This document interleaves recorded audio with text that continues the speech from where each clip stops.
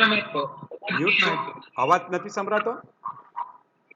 આવ્યો ને? હા, બસ. Okay, okay. Now let us start. All of you, good afternoon. We'll be starting a first live video that is on OHA, oral hypoglycemic agent. અવાજ બરોબર સંભળાય છે ને? Yes, sir. Yes, sir. Okay, okay. So we are going to talk on oral hypoglycemic agent, that is management of type 2 diabetes mainly, because in type 1 we use only insulin. So we'll be talking mainly of what we call as type 2 diabetes mellitus. So treatment of diabetes we'll be discussing in detail. We'll be talking under what are the different goals, what are the different treatment available, and we'll be talking in detail regarding oral hypoglycemic agents, and then we'll be talking regarding a guidelines. So any drugs, whenever you use, say today we are going to talk of oral hypoglycemic agents. So whether it is an oral hypoglycemic agent or insulin, they are deadly weapons, because if not used properly, it can produce lot of problems. So everyone wants a cure. So we want a cure, but we cannot get a cure in diabetes. But what we want is a control. So at the same time, when you are giving a treatment either with oral hypoglycemic agent or with insulin, you do not want any hypoglycemia to occur. At the same time, we want to control diabetes as best as possible to achieve a goal. But during that, you get hypoglycemia. You got also a chance of getting a weight gain, because whenever a person gets hypoglycemia, he eats more, and because of that he gain weight. And as he start getting weight gain, the person will become obese, he'll become insulin resistance, and his requirement of insulin as well as oral hypoglycemic agent will also increase. So this becomes a risk. At the same time, we want a good control, so that gives a benefit, what we call. So there is a very fine line between a risk and benefit. So depending upon that, you decide whether what drugs you want to give, what should be given, what should be the dose. We call a risk benefit ratio. So if benefit is more, give. If risk is more, don't use. So that is what we call as a risk benefit ratio. So always try to, so if benefit is more, it is an indication. If risk is more, it becomes a contraindication. So do keep this thing in mind. So we'll be talking regarding oral hypoglycemic agents in further slides. Now there are certain goals we want to achieve, because we want to prevent a short-term complications, we want to prevent a long-term complication. Short-term complications like hypoglycemia, diabetic ketoacidosis, lactic acid acidosis, hyperosmolar coma, we call as a honk, and we want to have a better quality of life. This is a main aim of treating a diabetic, and this can be achieved by a good lifestyle modification, self-monitoring of a blood glucose, we call SMBG, and diabetic self-monitoring. These are all what is required during achieving that goal. What should be our target? Basically, this is a target for any individual. We call preprandial, that is fasting, should be between 80 to 120. Before a bedtime, that is post dinner, we call, should be between 100 to 140, and postprandial should be between 100 to 180. And HbA1c, અવાજ નથી બરોબર આવતો? HbA1c should be around 7. So these are all the target what we should achieve. So to achieve this target, you have to decide a proper mode of treatment, and you have to control diabetes properly. Now for achieving that, initially we used to have a 3 targets: HbA1c, fasting glucose, and postprandial. And in that 3 other things were added. Person should have a less hypoglycemia, less weight gain, should have a better quality of life, and should have a less glycemic variability. Because some person, in spite of fasting and postprandial being controlled, they've got a lot of glycemic variability. Means the blood sugar fluctuates ups and downs more during entire day, and this produces abnormal glucose level at different times. Sometimes you get a level close to hypoglycemia, and at the other time in the same day with the same treatment, the blood sugar will be very high. So this should not be there. This was called glycemic triad. Now we call glycemic composite. So you need all the 6 things: HbA1c control, fasting control, postprandial control, less hypoglycemia, less weight gain, better quality of life, and less amount of glycemic variability. So this triad has been completed and shifted to composite. So this is our final goal. What should be achieved in any person? Some people uses these different goals: blood pressure control, LDL control, HbA1c control, stop smoking, and aspirin. This is further mentioned at other way: rigid blood pressure control, HbA1c control, tight HbA1c control, lipids control, platelet inhibitions by antiplatelet drugs, stop smoking, a good physical exercise, weight control, and dietary habits. So these are all the parameters which should be regularly controlled. As far as a person having a dyslipidemia, this is one slide which shows you have to control lipids simultaneously along with a rigid diabetic control. So depending upon the risk factors, you will have to give a statin in a low dose, medium dose, or a high dose, depending upon that, depending upon the risk level. And at the same time, hypertension should be also under control. And hypertension for any diabetic is 130 by 80. Target has to be 130 by 80. And the base drug for a person who is hypertensive and diabetic is ACE inhibitor and ARB. So that should be the first drug of choice.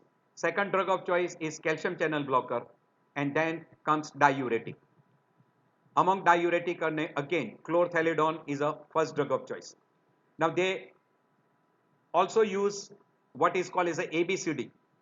A for advice, B for blood pressure, C for cholesterol and creatinine, D for diabetes control, E for eye.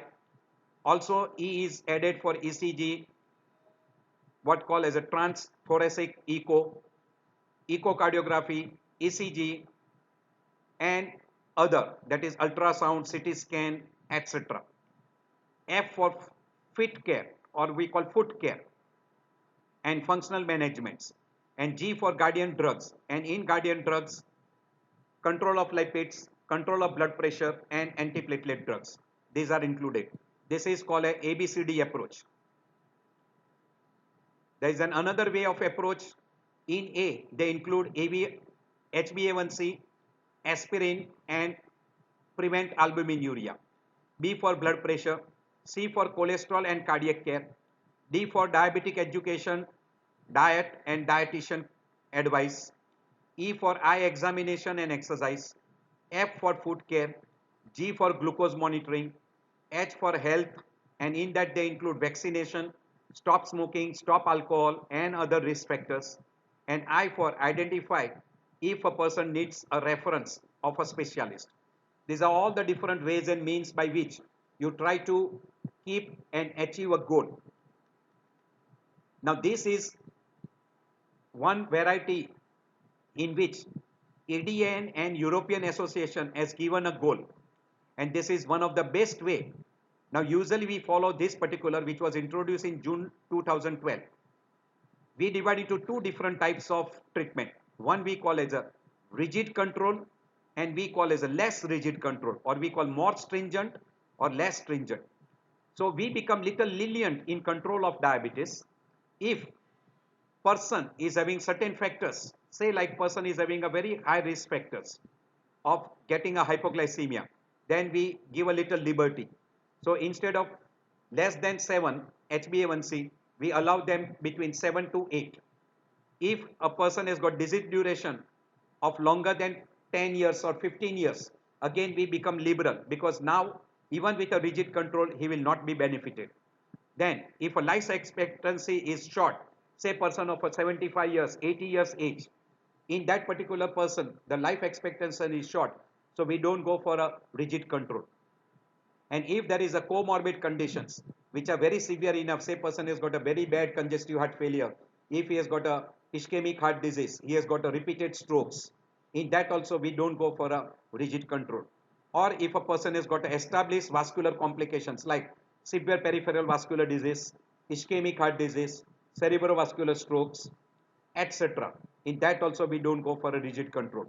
While a young individual with a low risk, with newly diagnosed diabetic, long life expectancy, say person is 35 years and he is detected to be diabetic, he has got a long expectancy, then in that you should have a strict rigid control. So these are all the factors where you need a rigid control. Well, these are the factors which where we become little liberal and we allow little extra sugar and extra HbA1c. Now, whenever you go for a rigid control, there are always a drawback of these two main side effects we call hypoglycemia and weight gain. And whenever a tight HbA1c control, there is always a high chance of weight gain and hypoglycemia. Hypoglycemia is one of the life-threatening condition in a person with a diabetic when is treated, because hypoglycemia can lead to even a death. So person should not get a hypoglycemic episode. At the same time, he should not have a weight gain. Because of weight gain, person will become obese and person will have a insulin resistance. His requirement of insulin as well as oral hypoglycemic agent will increase. So this is before, this should not happen. So person should not gain weight so that he becomes obese, he becomes insulin resistant, and so that his requirement becomes more. Because of weight gain, there will be impaired glucose tolerance, diabetes will increase, we call procoagulability will be there, pro-inflammatory stage will be there, person will be more prone to cerebrovascular disease, person will be more prone to hypertension, he will have hyperlipidemia, he will have a hyperinsulinemia, and he will develop insulin resistance. All this will add to the comorbid conditions and person will have a more complications.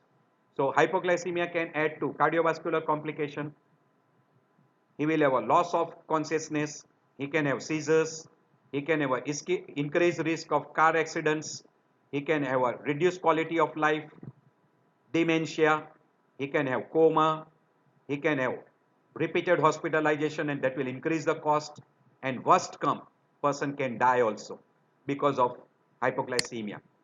And this is the mechanism by which he gets, that is there will be increased inflammation, increased sympathetic activity, and because of increased sympathetic activity he is more prone to develop cardiac arrhythmias and even acute MI. Also there is the increased coagulative factors which will predispose to increased coagulation and thrombosis. Also there will be endothelial dysfunction. All these factors, that is inflammation, increased coagulation, endothelial dysfunction and sympathetic overactivity, will predispose to sir ischemic voice heart disease. Proper નથી આવતો. હા, voice બરોબર નથી આવતો. હવે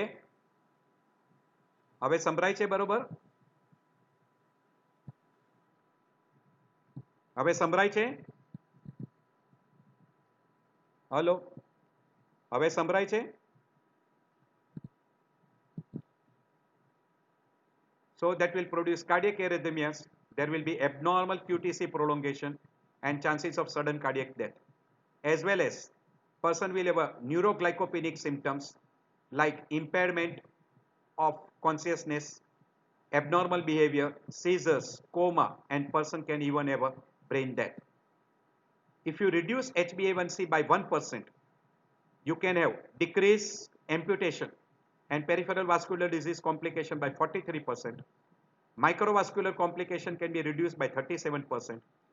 Cataract will be reduced by 19%.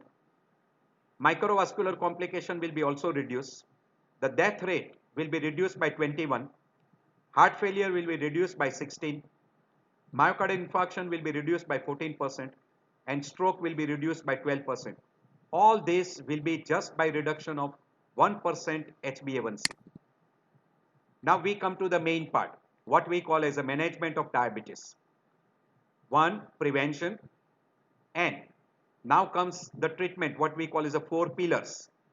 Diet control, or we call as a lifestyle modification, which includes diet and exercise, which is for all variety of diabetes, including type 1, type 2, Modi, LADA, etc. So diet, exercise and education should be for all variety of diabetes. And education includes knowledge regarding diabetes, knowledge regarding diet, exercise, as well as mode of taking injections, insulins, what are the oral hypoglycemic agents, how they act, all those knowledge should be given. And this knowledge can be given by internets, by booklets, by what we call as apps, etc. And in treatment part, we have got oral hypoglycemic agents, we have got different types of insulins, and in case of a type 1 mainly, they might require pancreatic transplant or stem cell transplant. But this two treatment is not giving a good success. Hence, these are not very popular. Oral hypoglycemic agents and insulin are for type 2 diabetes and for MODY. While insulin is a must for type 1 in case of LADA, in case of GDM, it is absolute indication. Hello? હા એટલે અવાજ નથી આવતો બરાબર left થઈ ગયા ના હું ચાલુ જ છું અત્યારે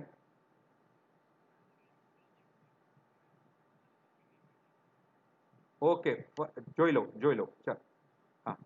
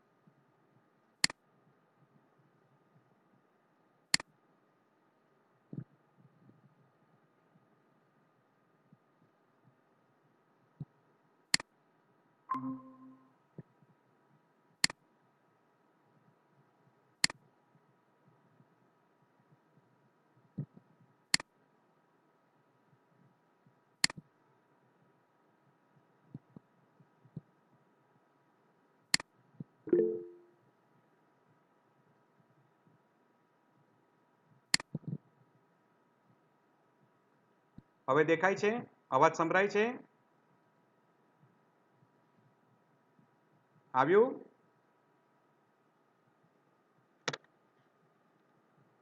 હલો પ્રણવ સંભળાય છે હલો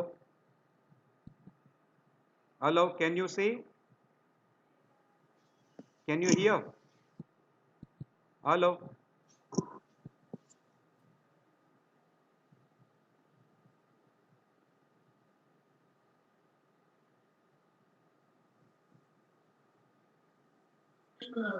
હલો હા સર, સંભળાય છે હવે આવ્યા તમે. આવ્યું ને okay so now I'm repeating this particular slide again. I'm repeating this slide again. So in management of diabetes, one we call prevention, and that prevention you can do in a sir mike pre-diabetes. ચાલુ કરો. હા બંધ છે Mike. સંભળાય છે ને hello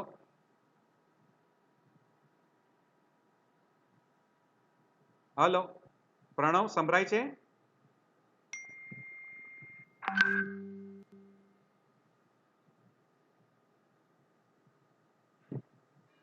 COVID-19 અનલોકની પ્રક્રિયા હવે આખા દેશમાં શરૂ થઈ ગઈ છે.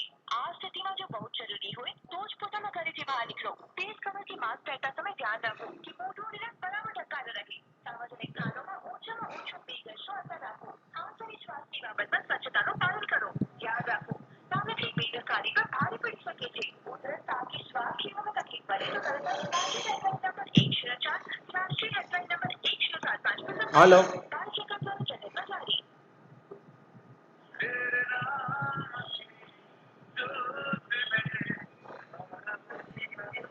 હલો પ્રણવ સંભળાય છે હવે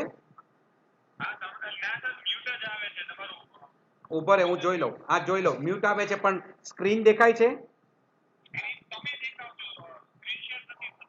એટલે પેલું પીપીટી નથી દેખાતી ઓકે તો પાછું જવું પડશે મારે ઓકે જોઈ લો. અચ્છા, જોઈ લો, જોઈ લો, જોઈ લો.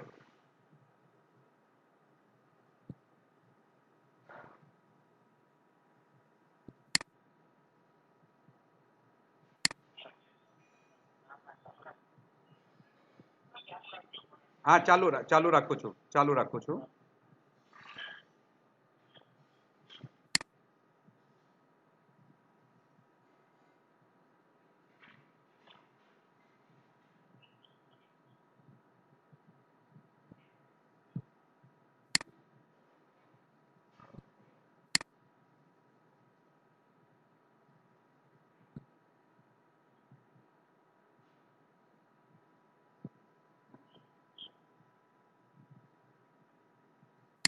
હવે અવાજ સંભળાય છે? હવે સંભળાય છે? આવ્યો ને? Okay, okay, okay.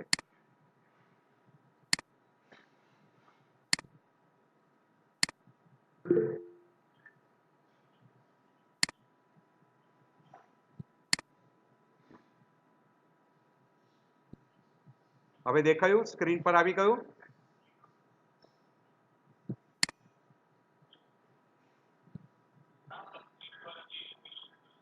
હવે આવવું જોઈએ.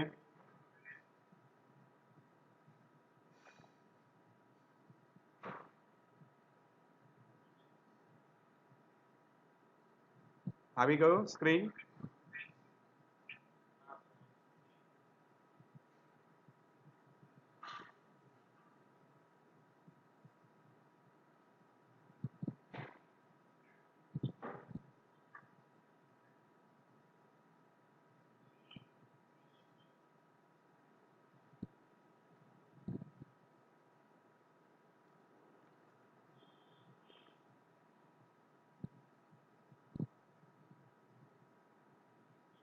આવ્યું screen?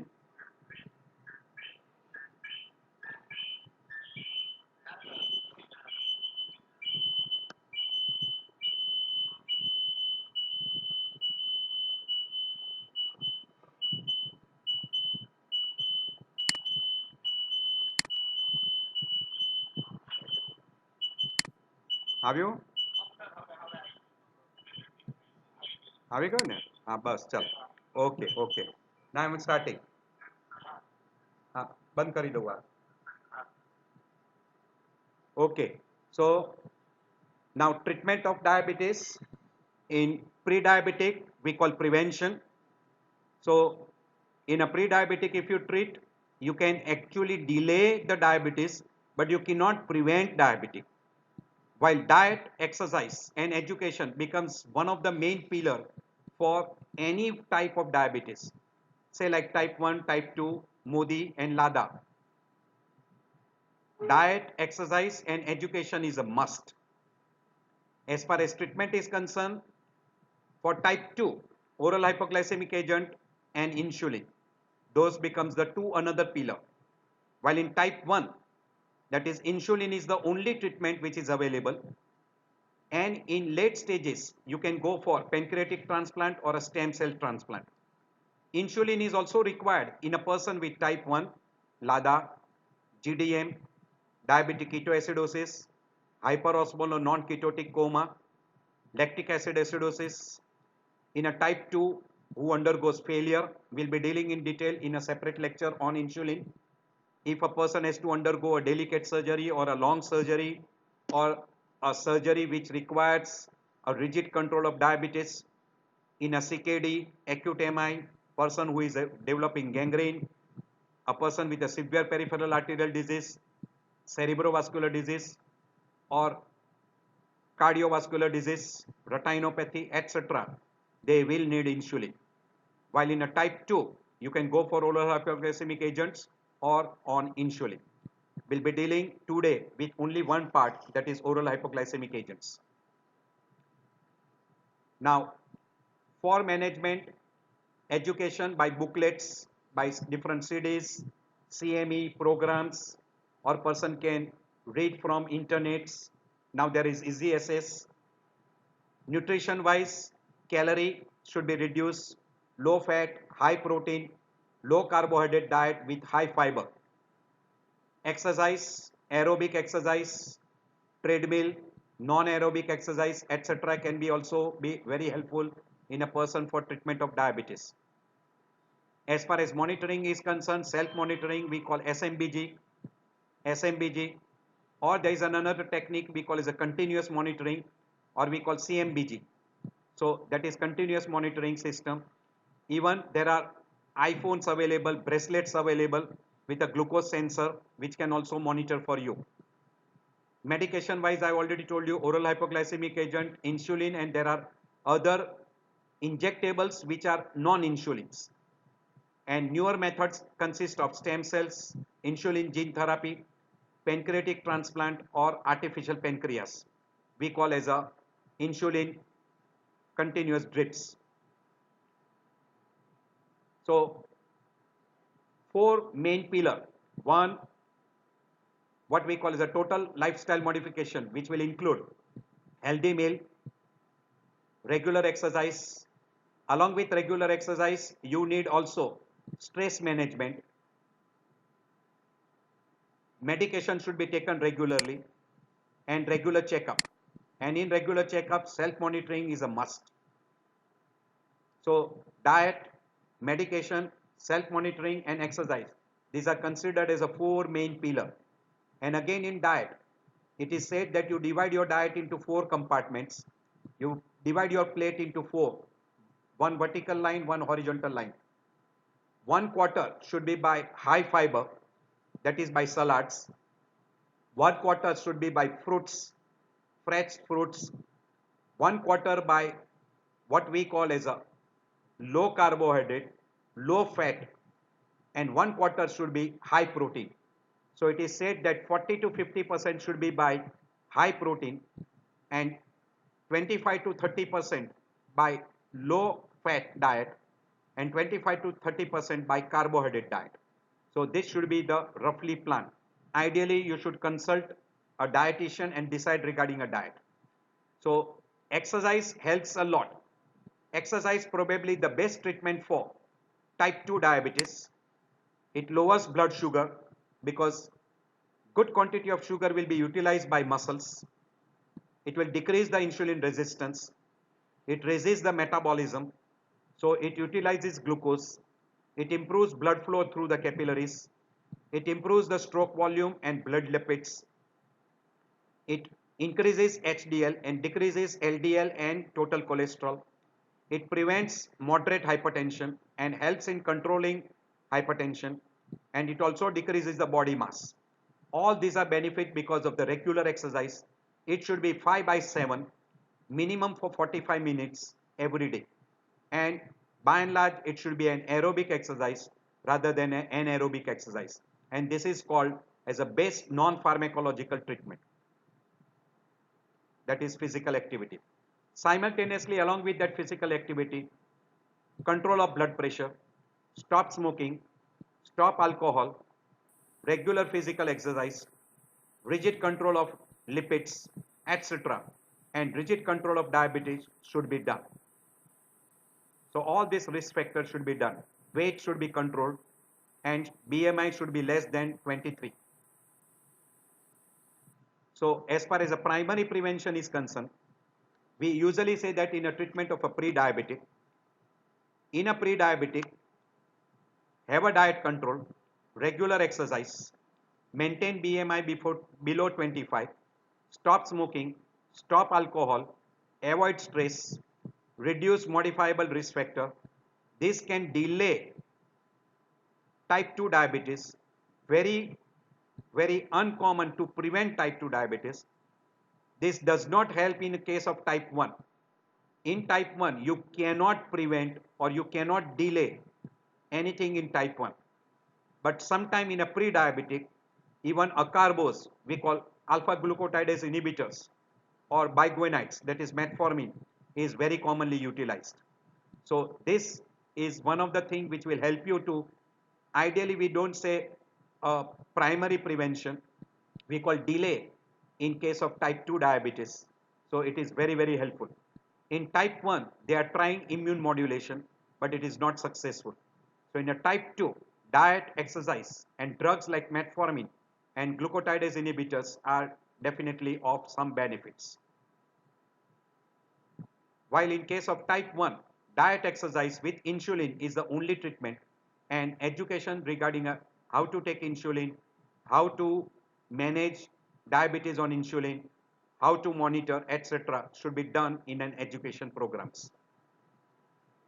Now we are going to what we call as a type 2 variety.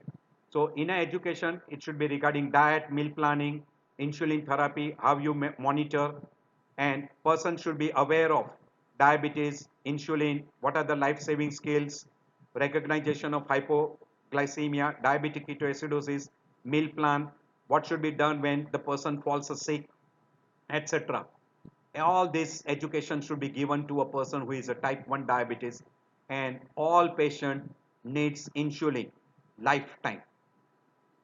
At present, there is no other additional treatment apart from insulin in type 1, also in case of LADA and in case of GDM.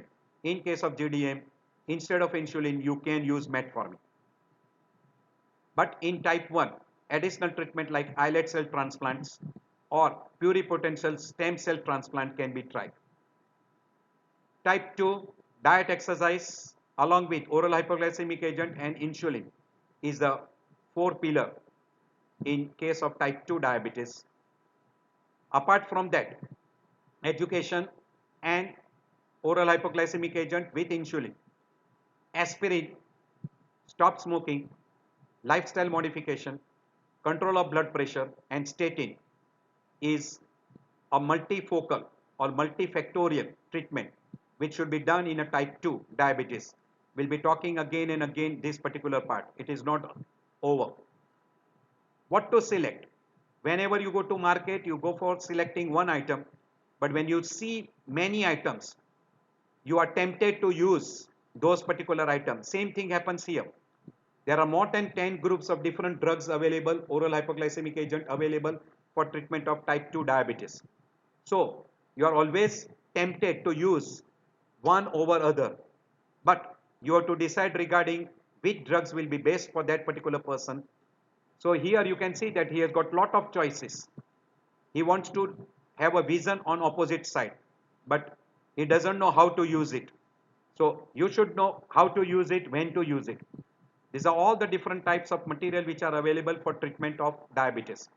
Insulin, sulfonylurea, biguanides, meglinides, thiazolidine, we call pioglitazones or we call glitazones, and there is another compound we call seroglitazars, alpha glucosidase inhibitor, DPP4 inhibitors, GLP-1 agonist, amylin agonist, bile sequestrin, and bromocriptine, SGLT2 inhibitors, as well as now HCQ, hydroxychloroquine. It is also one of the treatment which has been established for treatment of diabetes. So we'll be talking individually on all these particular drugs.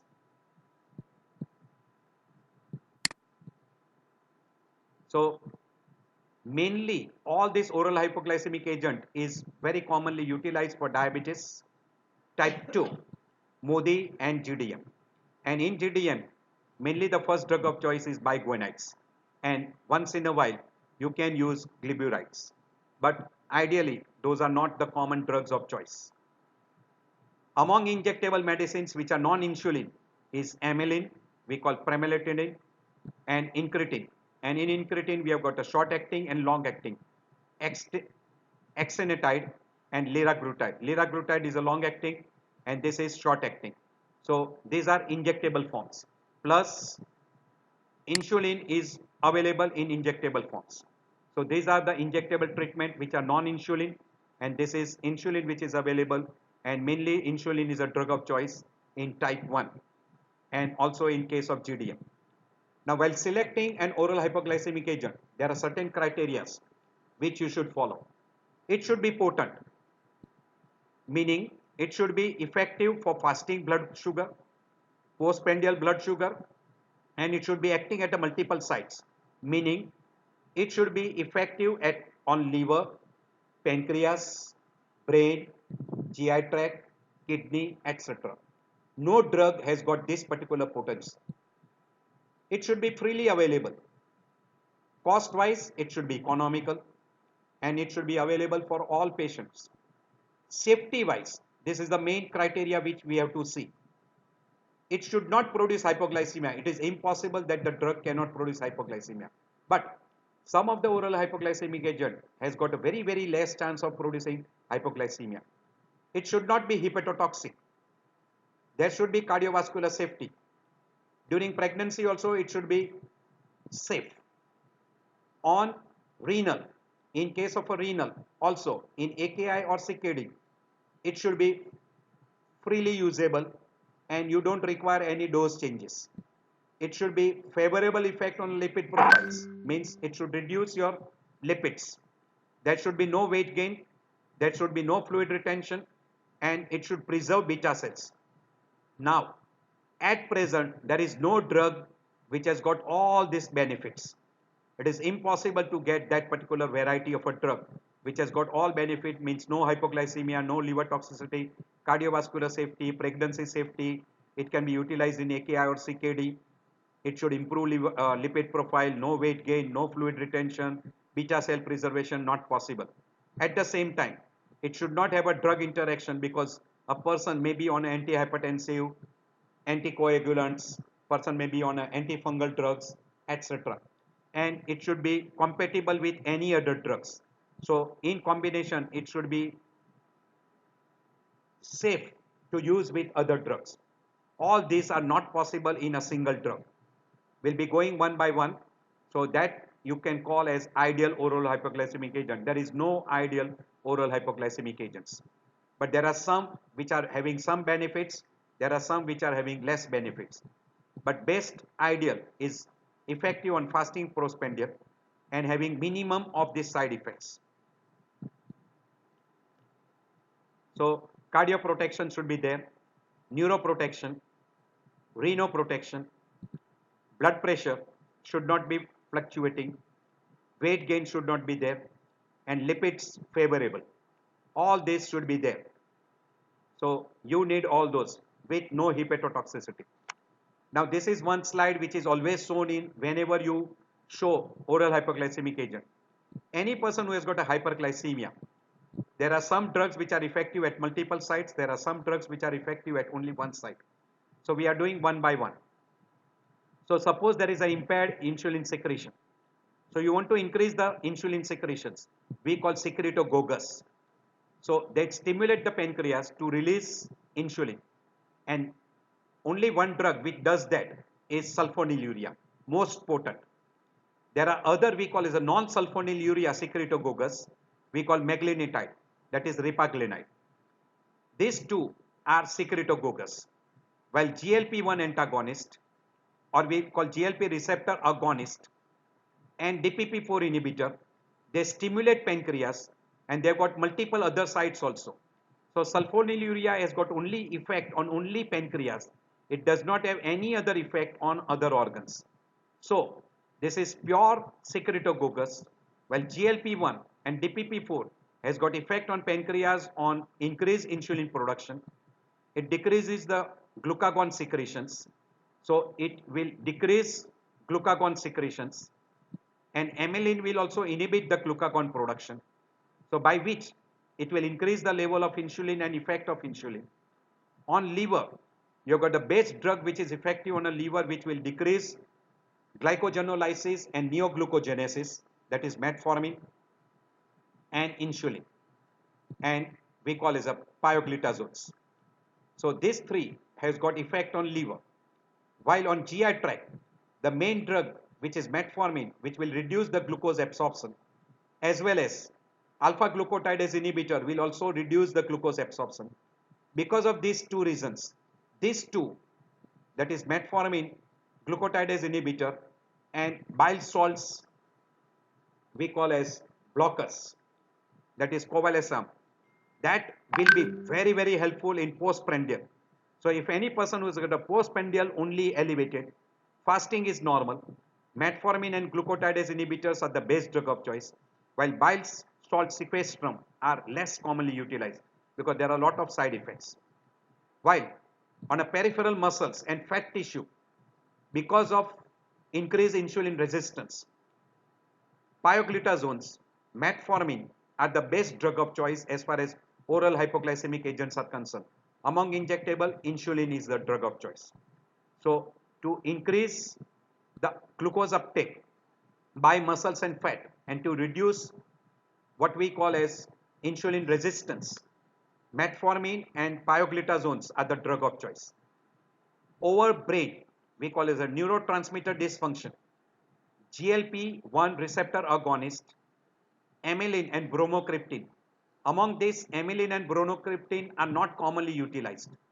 So GLP-1 will be acting at brain, will be acting at the insulin production, will be by blocking glucagon, will be also be effective at the level of what we call as GI tract, which will increase the GLP-1 production. GLP-1 production. So GLP-1 production will be increased, as well as it has got effect on brain also, producing satiety. All this multiple action helps GLP-1 to become a best drug in case of hyperglycemia. While SGLT2 inhibitor has got only effect on kidney, there is no other drug except SGLT2 which is effective in kidney. In kidney, SGLT2 inhibits the reabsorption of glucose, by which the glucose is thrown out in urine and you get glycosuria and reduction in a blood sugar level. So these are the different actions and these are the different drugs which are available. So now we'll be going one by one through all those drugs and just try to pay attention. So we are starting with first compound we call as a biguanides, or we call as a metformin. So metformin is the most common drug, which is the first drug of choice for any type, what we call as a type 2 diabetes, any patient, except in a person who has got a severe GI side effects, or a person who has got a severe kidney dysfunction where GFR is less than 30. In that case, metformin is contraindicated. Or person who is in hypotension, in that particular person, the person has got a high chance of lactic acid acidosis.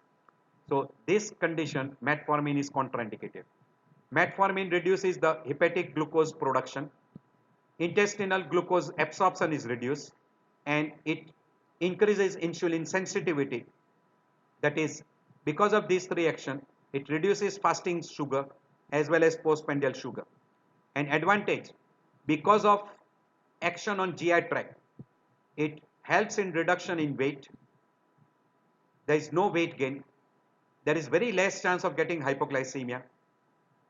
And there is a reduction in a cardiovascular event. And it has been proved in UKPDA study. It also has got a beneficial effect on LDL and TG. These are also lowered. It can be combined with insulin or any other hypoglycemic agent. It can be easily combined with sulfonylurea. It can be combined with DPP4. It can be combined with other compounds also. So permutation combination wise, it can combine with any drug, including even insulin. Hence, these are the major advantage of metformin. The disadvantage means side effects. Maximum side effects are GI tract side effects like abdominal pain, nausea, vomiting, sometimes diarrhea. In a person with hypotension, if lactic acid acidosis is very common, if metformin is continued. Vitamin B12 deficiency is very common with metformin on long-term use. So whenever you start with a metformin, always supplement with B12. And in a presence of a grade 4 and grade 5 CKD, metformin should not be used. And in a end-stage liver disease also, metformin is contraindicated. Also in case of a severe congestive heart failure, because the person has got hypotension, lactic acidosis is very common with use of metformin. So these are some of the precautions, you should keep it in mind. Now, these are the multiple effects of a metformin. Whatever I uttered in a before one slide, all those. Lipid favorable, fibrinolytic actions, even it increases the insulin activity, it reduces the insulin resistance, it potentiates the action of insulin, inhibits glucose absorption from GI tract, inhibits gluconeogenesis from liver, it reduces lipogenesis, it improves the lipolysis, and it increases the utilization of glucose by muscle. So all these actions are beneficial effects. Now there are some other action also of metformin.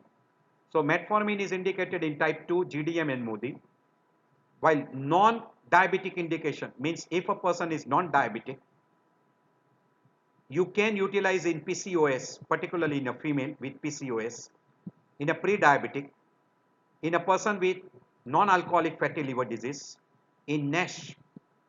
Even it is utilized for reduction of weight in obese person. Some person also utilizes for weight reduction and also in a cardiometabolic syndrome. It has got also benefit in Alzheimer.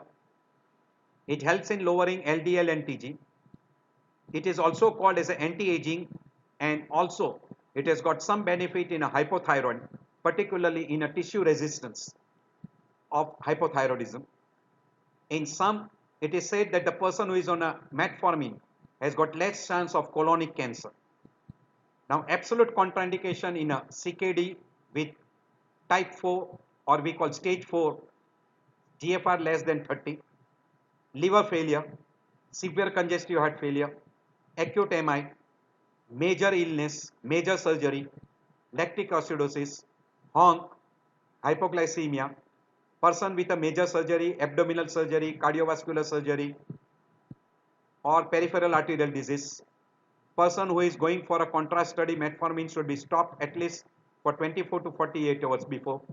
Prior to angiography also metformin should be stopped 24 to 48 hours before to prevent what we call is a radiopaque dye damage to kidney. So in all this condition, you can utilize metformin, and these are all contraindication or the condition where you should have precaution of non-using metformin. Now second big group we call sulfonylurea. Now there are different types of sulfonylurea. I'll go to the second slide first. So there is first generation, second generation, third generation. At present we are using a third generation glimepiride most common. Another common compound is gliclazide, which is another second common compound which is belonging to the second generation. First generation is outdated. As far as glipizide is concerned and glibenclamide is concerned, these two are almost outdated. The most common utilized is glimepiride and gliclazide. We come back to the first slide again. So glipizide, gliclazide and glimepiride, these are the common compounds. Out of these, gliclazide and glimepiride are the most common utilized. They act by increasing insulin production from pancreas. Because of this action, long-term use of this sulfonylurea can produce beta cell exhaustion. And because of a beta cell exhaustion, later on person becomes insulin dependent diabetes mellitus. Now, usually sulfonylurea is very potent, and in UKPS study, it has been shown to reduce cardiovascular events and cardiovascular mortality. But as far as the side effect is concerned, being a potent hypoglycemic agent, there is a very high chance of getting hypoglycemia, and because of repeated hypoglycemia, there is a chance of weight gain. There can be a primary failure or a secondary failure.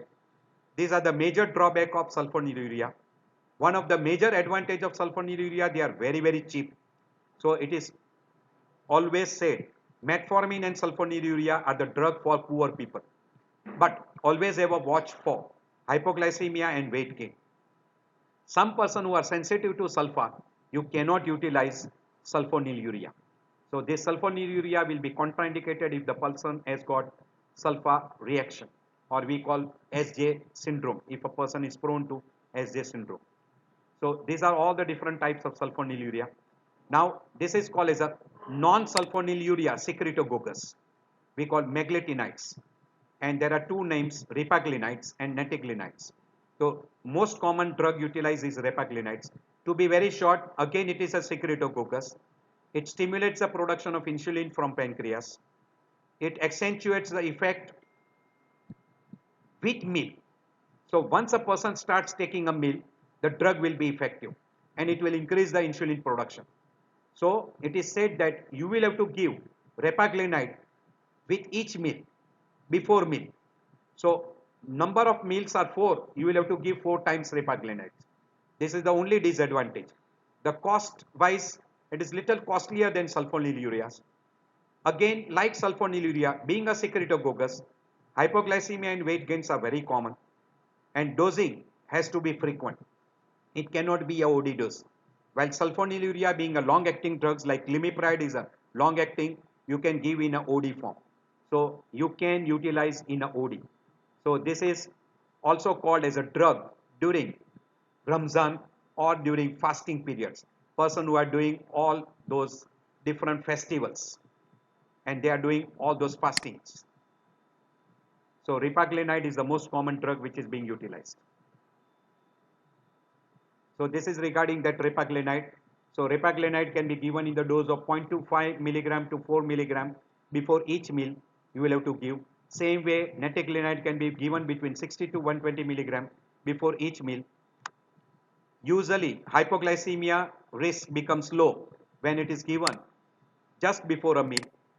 So try to see that the person do not get a hypoglycemia, because if a person takes repaglinide and if it doesn't get a meal, there is no action of repaglinide or netiglinides. So one meal, one dose. So usually chances it is called as a drug for Ramzan. The third group of drugs we call alpha glucosidase inhibitor. Now this particular drug has to be taken before meal. There are two compounds, acarbose, miglitol. Now almost this has been replaced by voglibose. So they inhibit intestinal alpha glucosidase enzyme, and this will decrease the absorption of glucose from GI tract. So intestinal carbohydrate digestion is decreased or slow down, and absorption is also slow down. So there will be decreased absorption of glucose. Hence, it is very good drug for postprandial.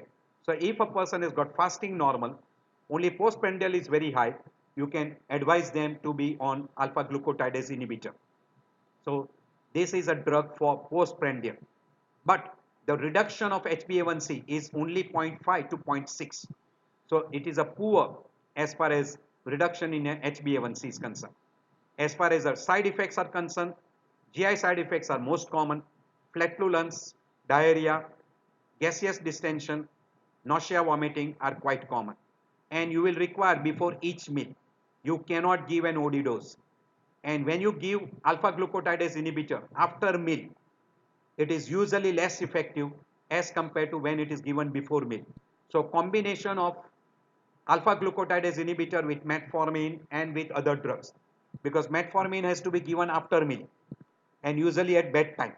Sorry, I've forgotten to mention regarding a metformin that metformin should be ideally given at bedtime.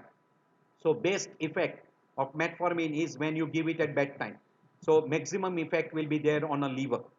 While alpha glucosidase inhibitor has to be given before meal, and usually it is put in the oral cavity, that is over the tongue, and then you start eating. So that is how it is to be. Just before meal you take it and then you start eating. So that is the mode of ideally giving alpha glucosidase inhibitor.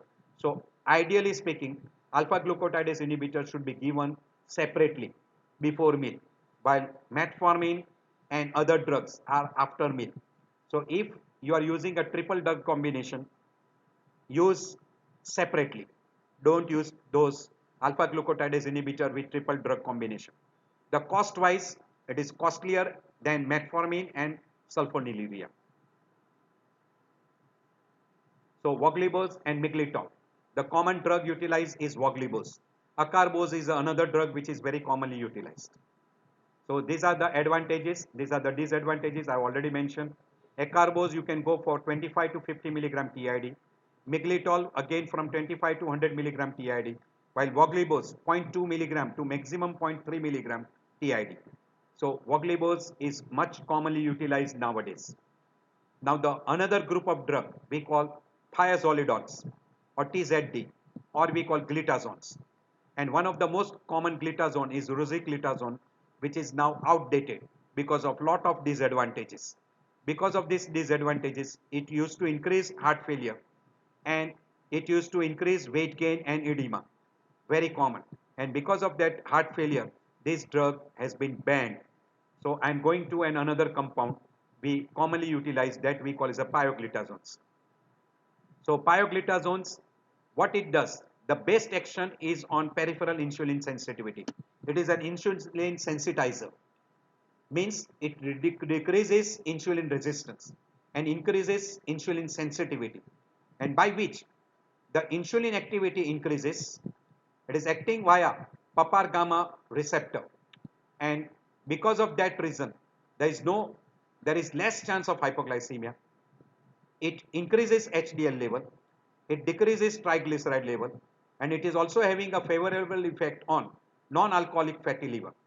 Because of these three effects, it is also useful if a person has got hyperlipidemia and non-alcoholic fatty liver. The disadvantage, because of what we call as a retention of water, there is weight gain, edema, and this particular will increase heart failure chances, and also it will be not favorable for cardiovascular safety, as well as in a female, postmenopausal female, chances of bone fractures are high. Also, because of increase what we call as weight gain, edema, and chances of heart failure, also there is a very high chance of getting a person having myocardial infarction. In India, it is not so costly, but the cost is little higher as compared to what we call as metformin and sulfonylurea. So these are the advantages and disadvantages of pioglitazones. Now I'll show you one slide where we'll show you the little extra benefits of pioglitazones.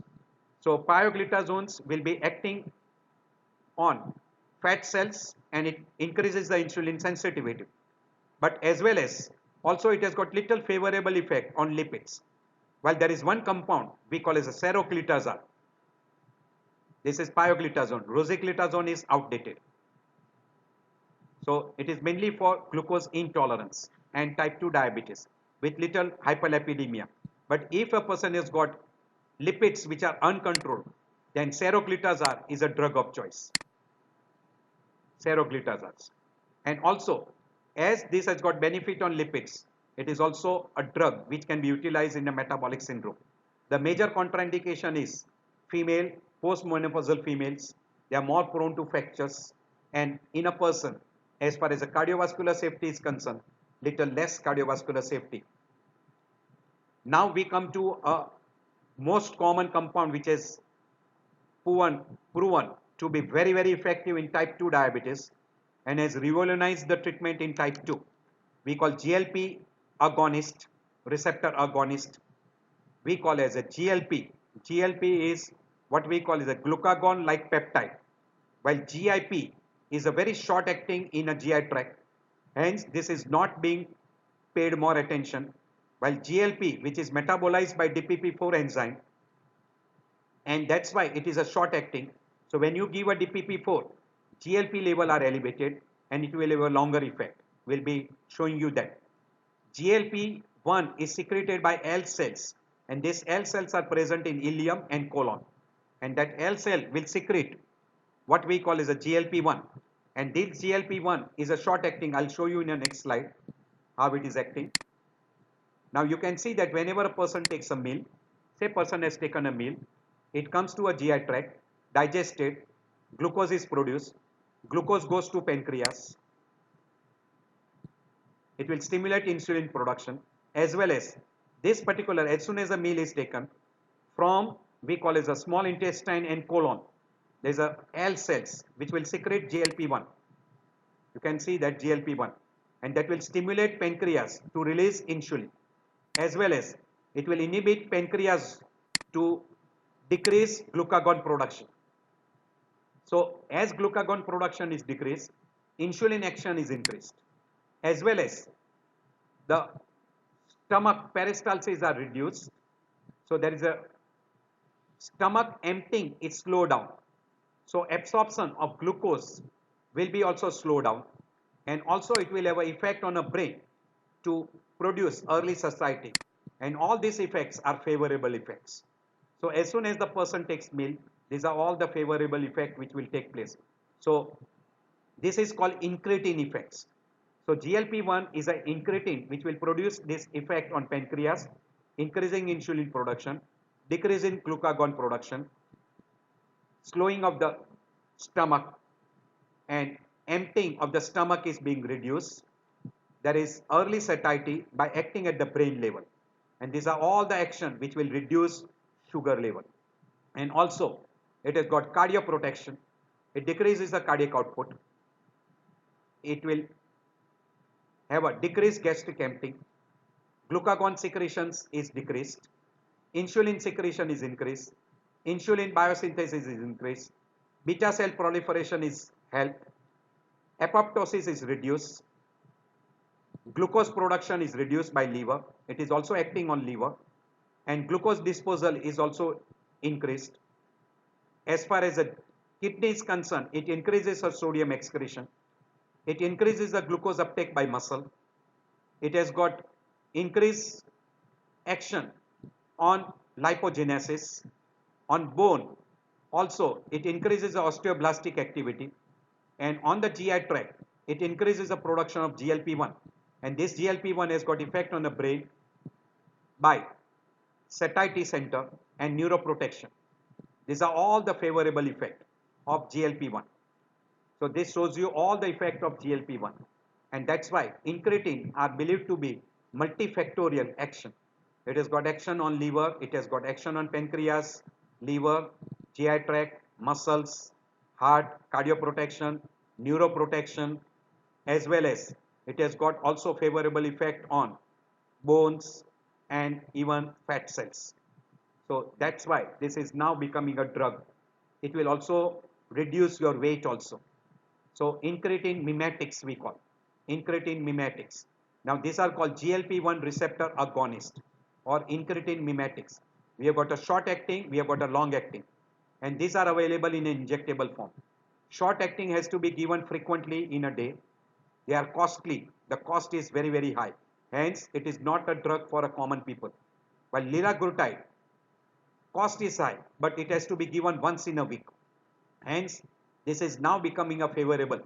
So, the affording group of people prefers this once in a week injections. And it will activate GLP-1 receptor directly, and that will be acting on a beta cell, pancreas, brain, autonomic nervous system, etc. And it will increase insulin secretion, it will decrease glucagon production, it will decrease the gastric emptying, and it will have a satiety center, satisfaction. So these are all action. Advantages wise, it helps in weight reduction. It is a potential improvement in beta cell mass. So beta cell mass increases and beta cell function also increases. And if the beta cell function increases, there will be increased insulin production and increased insulin secretions. Side effects wise, GI tract side effects like nausea, vomiting, diarrhea. It can produce acute pancreatitis, not very common, not very common. Cancer cells hyperplasia or C cell hyperplasia, and that's why it is more prone to develop a medullary cell carcinoma, but it is seen in animal. It is not commonly seen in a human being. Particularly liraglutide is common for this particular tumor. Mainly it is in an injectable form. So you have to take, if you are taking a short acting, in a day you might have to take a 3 injection or a 4 injection. Cost becomes very high. And long-term safety is yet not known. But in near future, the cardiovascular safety, etc. is very good for incretin mimetics. So extended and liraglutide. This is short acting, this is long acting. Now I'll be showing you few slides. These are another compound which are in the markets, and these are having an advantage of a long actings. And they are very frequently now combined with different types of insulins. So these are the action of glucagons. Beneficial effects. These are all beneficial effects.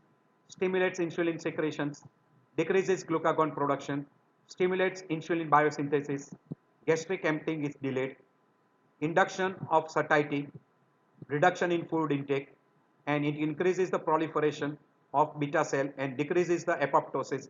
So beta cell mass is increased. This is a difference between short acting and long acting.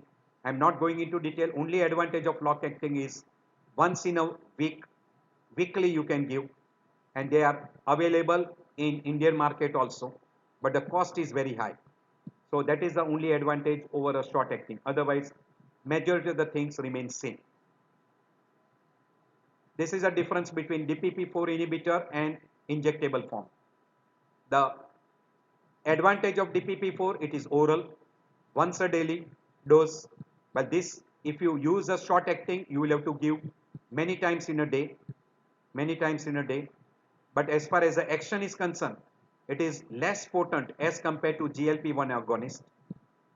Potency wise, HbA1c reduction is more with GLP-1, that is up to 1.6, while here it is only 0.8. But DPP-4 inhibitor combination with metformin and another compound, you can get up to 1.6 to even up to 2. While all other advantage what are there in a GLP-1 are there in a case of a DPP-4. But in DPP-4, it is a weight neutral, while in a case of a GLP-1, because of weight loss, it is beneficial, and blood pressure is also lowered with liraglutide. So it is a cardio safety with having an advantage in a person with a hypertension. So these are the additional advantage of GLP-1 agonist.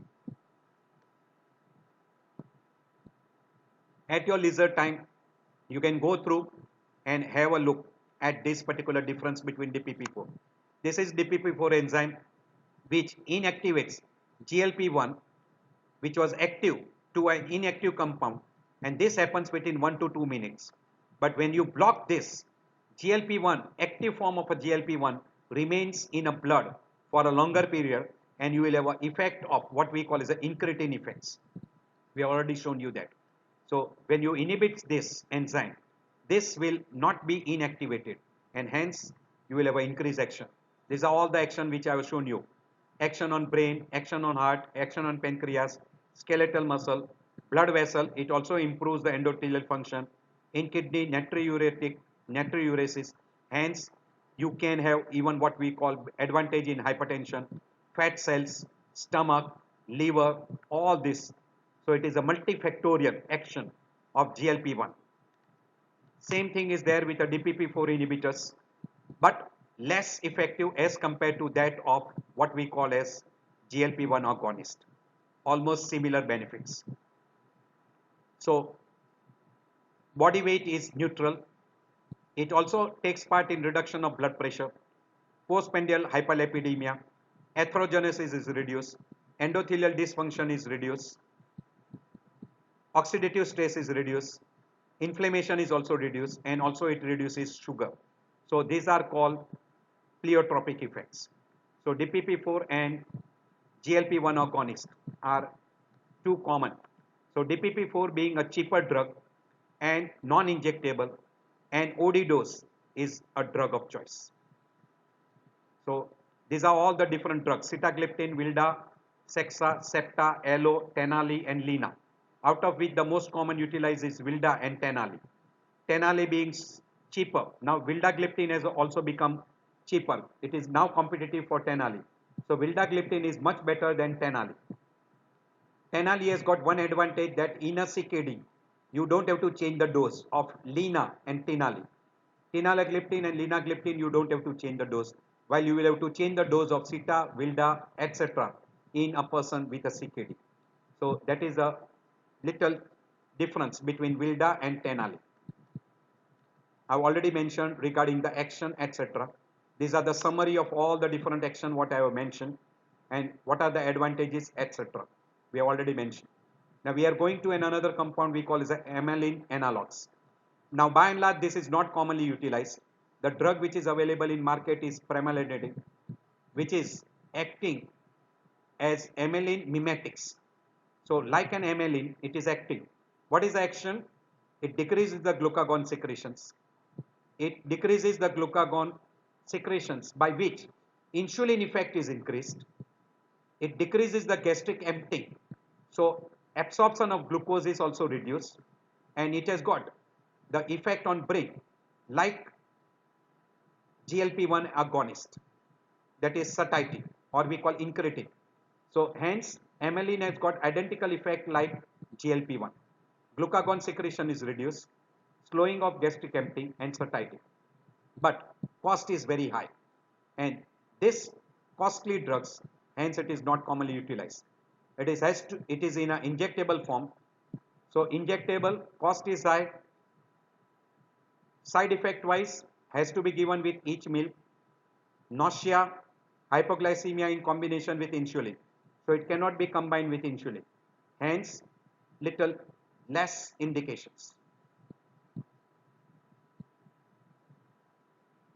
Bile acid sequester. Again, major disadvantage constipation, it increases triglyceride and interferes with absorption. We call fat soluble substances will not be absorbed. The cost is high, hence it is not commonly utilized. And this particular drug is very effective for lowering postprandial more than fasting. Hence, it is very commonly utilized for postprandial rather than fasting. But it is also slightly effective on a fasting also. So, but not commonly utilized. Advantage, no hypoglycemia and it reduces LDL cholesterol, but it increases triglyceride. And also the absorption of a fat soluble material is interfered. So don't try to use this particular drug commonly. Now we come to another compound which is revolutionized the treatment of type 2 diabetes, that is SGLT2 inhibitor.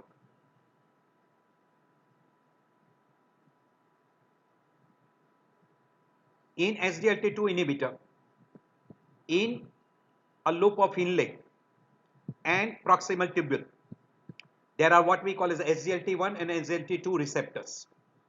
This SGLT2 receptor reabsorbs 90% of the glucose. If you block that SGLT2 receptor, that 90% of the glucose which is reabsorbed, filtered at the glomerulus and which was reabsorbed in a proximal tubule will be passed out in urine, and that will be very, very effective. So this is called non-insulin. Without help of insulin, you can have control over glucose. Hence, it reverses hyperglycemia, and because of reversal of hyperglycemia, it also is able to reverse glucotoxicity. So it increases the insulin. Also, it has got a pleiotropic effect. It increases the insulin sensitivity in muscle. So muscle also has got increased uptake of glucose, and because of increased uptake of glucose, the glucose will be utilized by muscle. In liver, it increases the insulin sensitivity, by which it decreases gluconeogenesis, and also it will reduce glycogenolysis, and it also improves beta cell function. So these are all additional function apart from kidney. So this is the advantage of SGLT2 inhibitor. So SGLT2 inhibitor is a newer anti-diabetic drugs. Now we cannot call a new. There are a lot of drugs which are available. We have got DEPA, SERA, EMPA, KENA and REMO. Now REMO is cheap. There are a lot of trials which are done on EMPA and DEPA. There are trials also on KENA.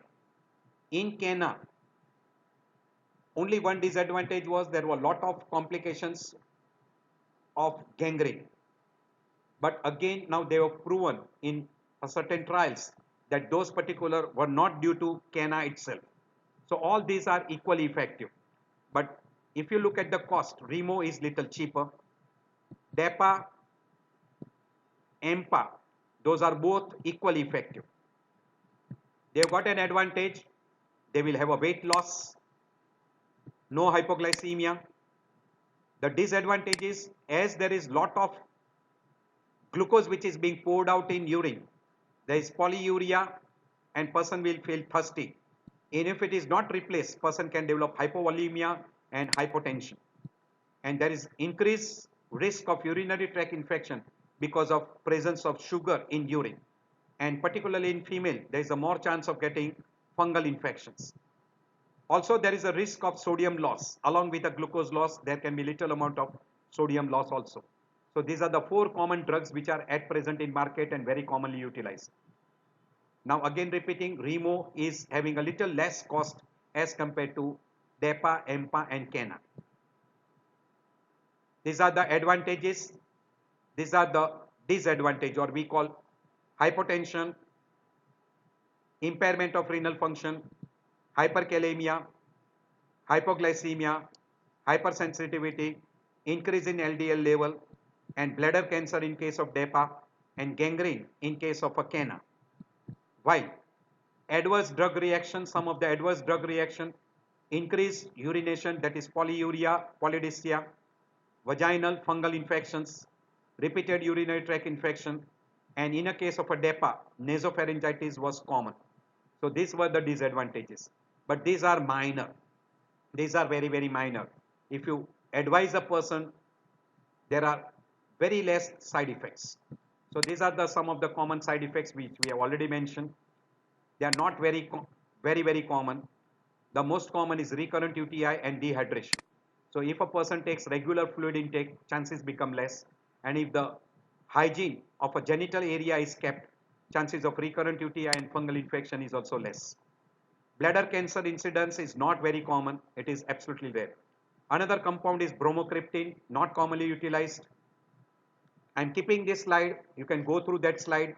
Not commonly utilized because bromocriptine is acting at the level of the brain to have a satiety. Now there is another compound which we are now interested. We call hydroxychloroquine, and you are aware of this is now utilized in what we call as a COVID-19. This is anti-inflammatory. Being anti-inflammatory, it has got effect on this different what we call as the inflammatory mediators, interleukins, TNF alpha, adiponectin, and by that it produces beta cell necrosis. So when you give this inflammatory process is reduced, beta cell necrosis is reduced, apoptosis is also reduced, and that's why there will be beta cell destruction will be reduced, beta cell mass will be preserved, and that will increase insulin level, and it will help in hyperglycemia to reduce glucose level, and person will have control of glucose. This is how the hydroxychloroquine is acting.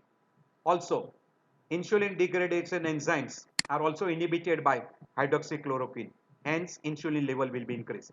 So by anti-inflammatory action and by blocking insulin degrading enzymes, it increases the insulin level, and this is the action of hydroxychloroquine. So it blocks that. Now I'm giving a comparison and I'm running little faster. Most potent is insulin, that is approximately almost it goes to 2.5. So insulin is the most potent. Second potent as far as reduction in HbA1c is concerned is sulfonylurea. You can see it is right up to 1.5. Then comes non-sulfonylurea secretagogus. Again that is up to 1.5. Metformin is also 1.5. Ideally speaking, it is said we say only 0.8. But with combination with sulfonylurea, it can be tremendously high. Alpha glucosidase inhibitor, you can see 0.5, very rarely up to 0.8. Thiazides, again, maximum is 0.1. GLP analog, 0.6. DPP4, you can see up to 0.8. So even this being a less potent, but because of the other advantage, that is weight reduction and multifactorial action, these are now becoming the first drug of choice after metformin. So GLP analogs, DPP4 inhibitors are becoming a first drug of choice. But in India, because of the cost factor, sulfonylurea is still there. Amylin, bile salt sequestration, and bromocriptines are not a common drug to be utilized. So these are usually not utilized. Major side effects I've already told you, hepatotoxicity in case of pioglitazones. In sulfonylurea, we call it a hypoglycemia. In biguanides and alpha glucosidase inhibitor, GI tract side effects are very common. Cardiovascular safety wise, the most safe is GLP analogs, DPP4 inhibitors, most safe, which reduces the glycemic variability, again GLP-1 analogs, DPP4 inhibitors. While what we call is a weight neutral, metformin, GLP analogs, DPP4 inhibitors. We'll have all permutation combination in next slides. These are all the side effects: hypoglycemia, weight gain, renal side effects, GI tract side effects, cardiovascular safety, and bone. Whatever we have told you at present is mentioned in this.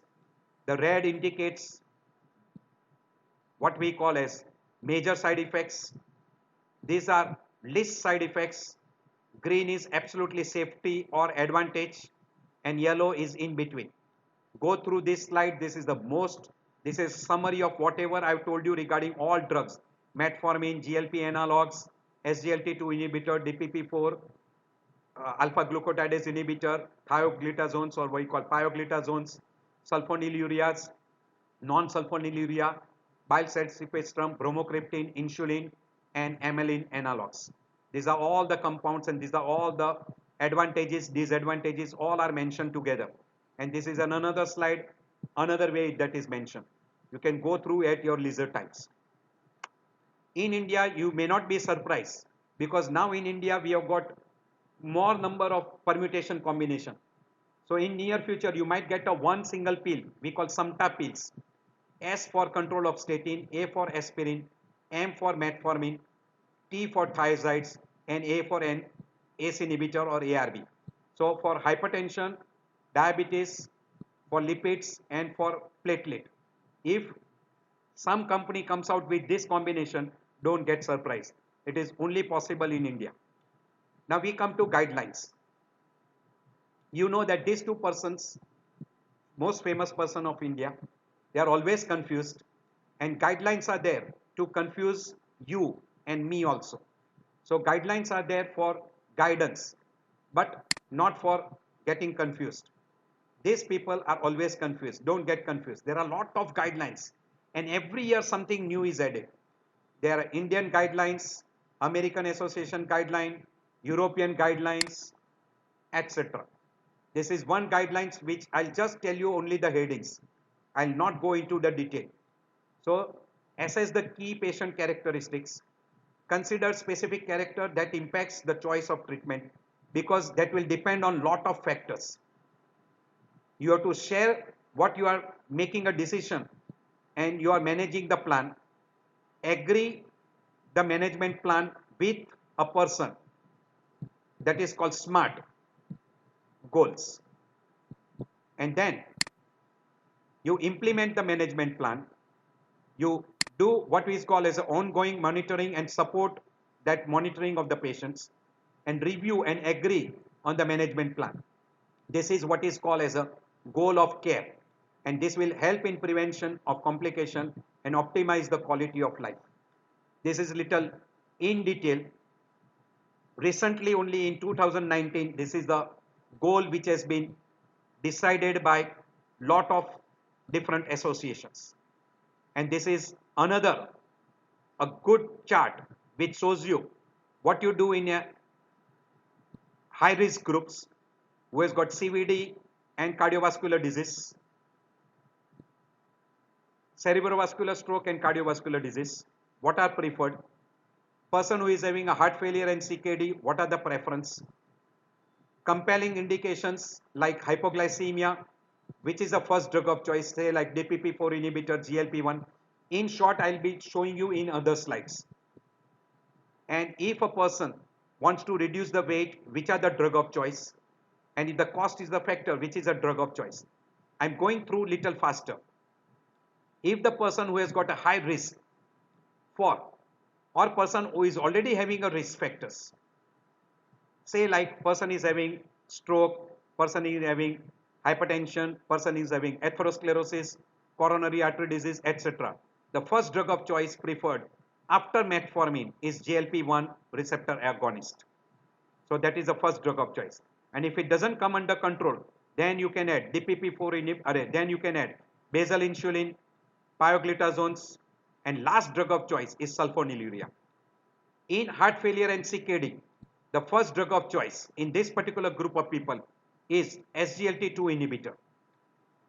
First drug of choice in heart failure and CKD. Up to we call as a GFR 30, but less than 30, GLP-1 agonist may be contraindicated. So try to keep that thing in mind. So SGLT2 is preferred, but if it does not give you control, then avoid certain drugs, particularly that is pioglitazones should be avoided in heart failure, and drugs which does not have a cardio safety, those drugs should be avoided. So the drug of choice is DPP-4 inhibitor and SGLT2 inhibitors. So these two are the drugs which should be utilized in case of heart failure and CKD.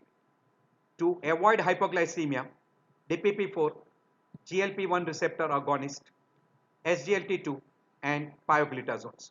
These are the four common drugs. Out of this, these three are the common. There are a lot of side effects of pioglitazones, hence this is the last drug of choice.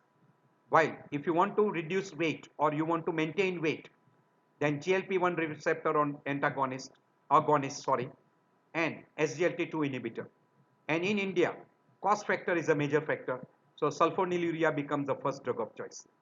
So this is how you choose. This is Indian guidelines. A for age, B for BMI, C for renal complication, D for duration of diabetes, E for education, F for finance. So this is a cost factor. G for glycemic status, and to avoid hypoglycemia. This was the chart which was prepared, and now this is a modified chart. I'll show you, and all the drugs whatever we have discussed are discussed here and shown here. So these are the most safest, and these are absolute contraindication. So this comes safest in all age. Those are we call gliptins. High BMI, GLP-1 is the first drug of choice and safest. Second is SGLT2, and absolute contraindication is insulin and sulfonylureas. While renal complication, glitazones are absolute contraindication, and safest are gliptins. So this is the way it is being mentioned. So these are the safest, and these are what are the factors which you are looking for, and this red is absolute contraindications. So go through that at your leisure time.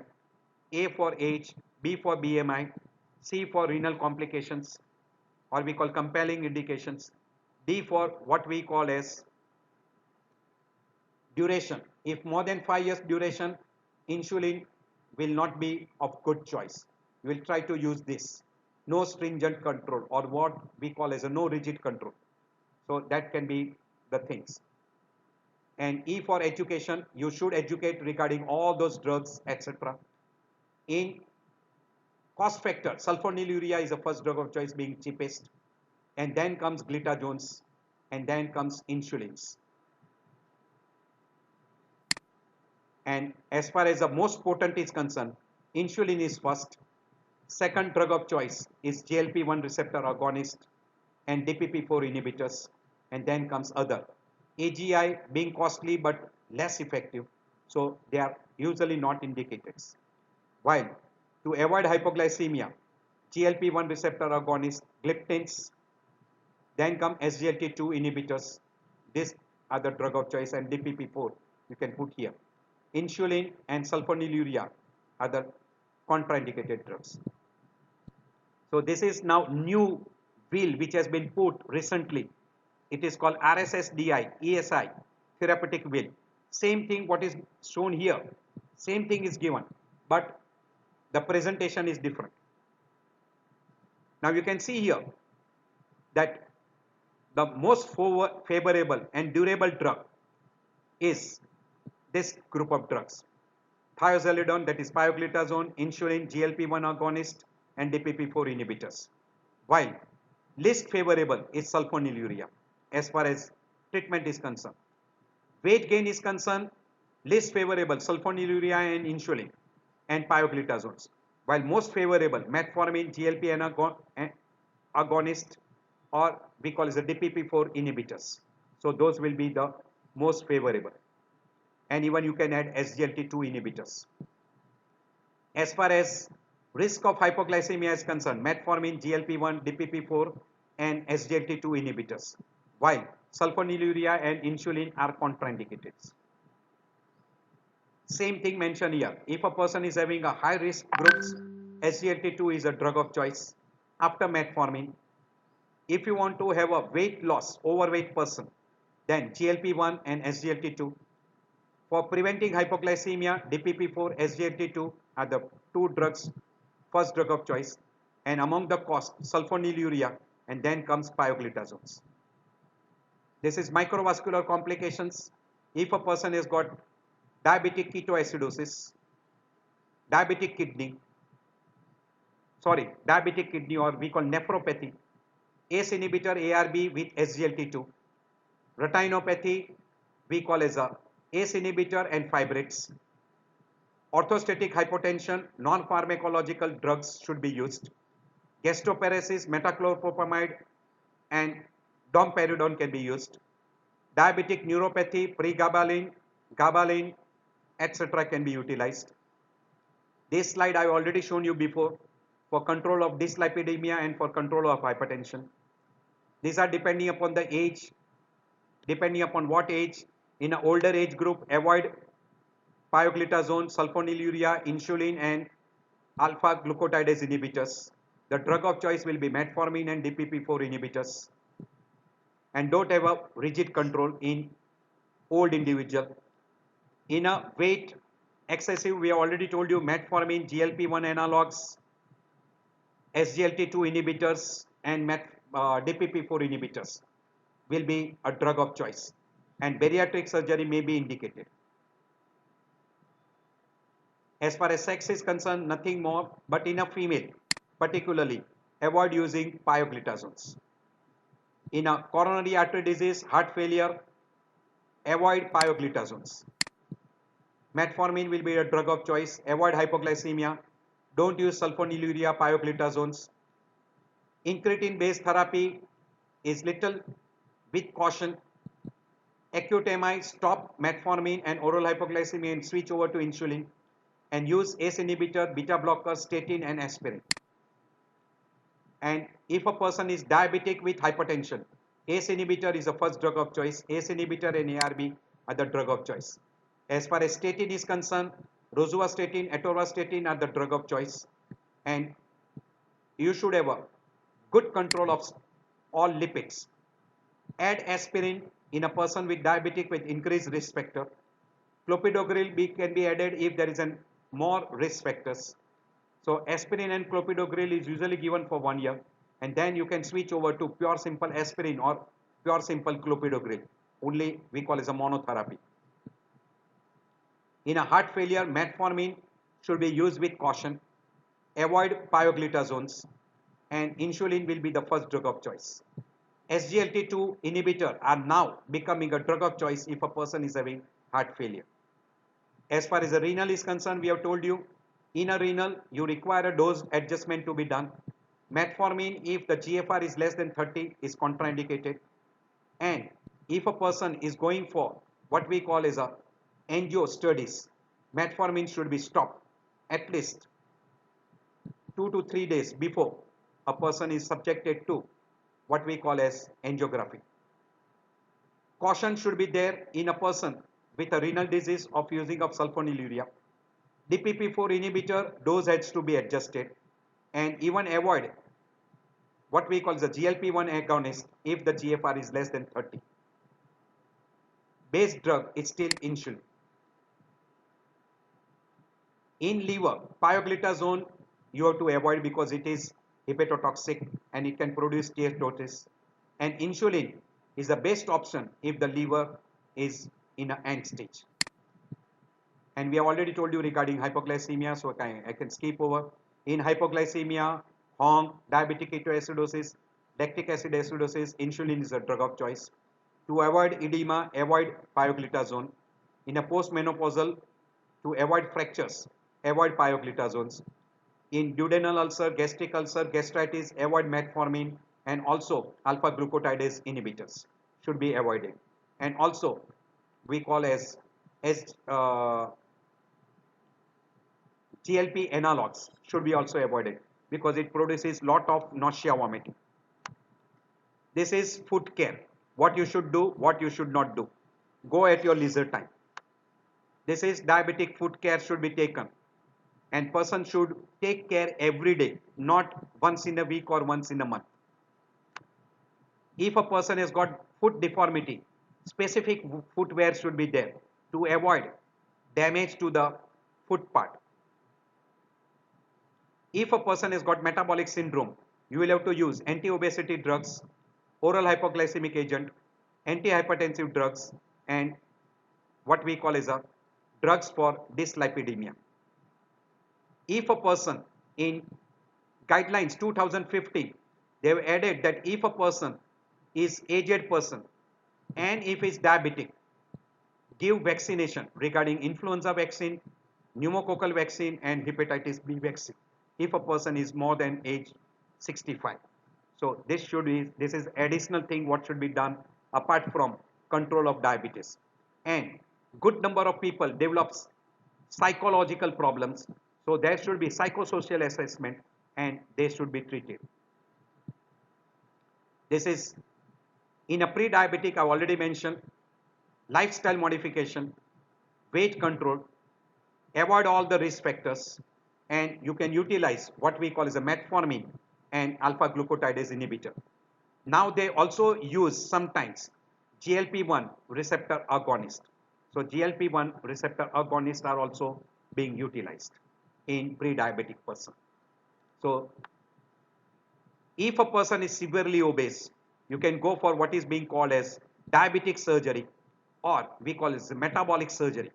So you can go for what we call as gastric transplants, ileal transplants. So gastric bypass or we call diabetic bariatric surgery can be done and that will help in reduction of the weight. And once the weight is reduced, person will have a diabetic control. This was the old slide, beautifully given. What we have shown you before is same, that first drug of choice is metformin. If HbA1c is high, add second drug which can be sulfonylurea, pioglitazone, DPP4, SGLT2, GLP-1 or insulin.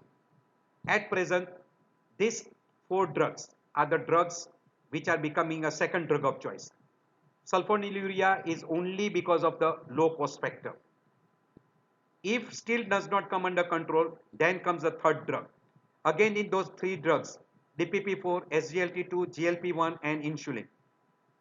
Now insulin is becoming almost second, third choice. In old times, we used to say after triple drug, if does not come under control, then only insulin was added. Now insulin is becoming a second drug or as a third drug. So try to follow that particular. Now I end my lecture here. I hope this lecture was helpful to you. Now you are free to ask me a questions. So, sir, Do you sir, find it તમે good? metabolism સમજી GLP-1 અને GLP વાળી તો એમાં આવે છે sir અવાજ? હા બોલો. સર તમે એક મેટાબોલિઝમ સમજાવી હતી GLP વાળી, હા ગ્લાયકોજન ઘટાડી દે અને ઇન્સ્યુલિન વધારી દે, હા મતલબ હા. તો સર એમાં એનું પેલું કોમ્પ્લિકેશન્સ માં પેશન્ટ ને ભૂખ ઓછી લાગશે તો એ કઈ રીતે આપણે આપી શકીએ મતલબ? GLP-1 will decrease glucagon. So glucagon ઓછું થાય એટલે ઇન્સ્યુલિન ની એક્શન વધે અને ઇન્સ્યુલિન ની એક્શન વધે એટલે insulin will help to reduce glucose. એટલે glucose will આપણે એમાં જોયું હતું કે સ્ટમક એમ્પ્ટીંગ છે ને ડિલે થઈ જાય. Simultaneously it has got also effect on stomach.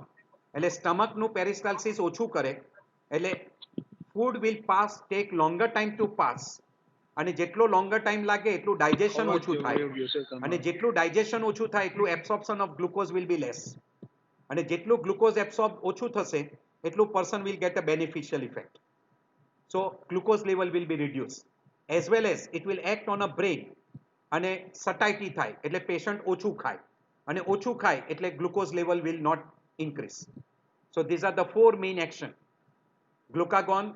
Sir અવાજ નહીં આવતો તમારો. નથી આવતો બરોબર અવાજ? હવે આવ્યો. હા એટલે it will have effect on glucagon. By reducing glucagon, favorable effect. Increasing insulin action, favorable effect. And on brain, satiety center, satisfaction. So person will eat less. So beneficial effect. And on GI tract, decreases the motility. And as it decreases the motility, absorption of glucose will be less. And all these are multifactorial benefit. Okay, sir. So weight loss માં કામ લાગ? Very good. It reduces weight almost right from 4 kg up to 10 kg. Okay, sir. Thank you, sir. It is sometimes also utilized for weight reduction. Abroad, it is also one of the drug of choice for weight reduction, apart from diabetes. Okay, sir. Thank you. Yes. Any other questions?